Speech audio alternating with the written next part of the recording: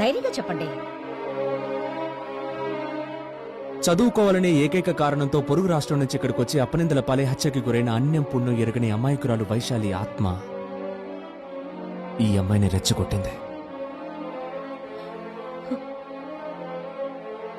డాక్టర్గా చూడాల్సిన ఒక్కగానొక్క కూతుర్ని పాడ మీద చూసేసరికి ఆక్రోషంతో తల్లడిల్లిన ఆ తల్లిదండ్రుల ఆవేదన ఈ అమ్మాయిని రెచ్చగొట్టింది. దొరికిన చోటల్లా అప్పు చేసి అడిగిన డొనేషన్ ఇచ్చి కట్టడమే పూర్తి కాని కాలేజీకి వచ్చి ఇరుక్కుపోయామే, మన ఫ్యూచర్ ఏమైపోతుందోనని అనుక్షణం విలవిల్లాడిపోతున్న ఈ విద్యార్థుల సందిగ్ధ అవస్థ ఈ అమ్మాయిని రెచ్చగొట్టింది.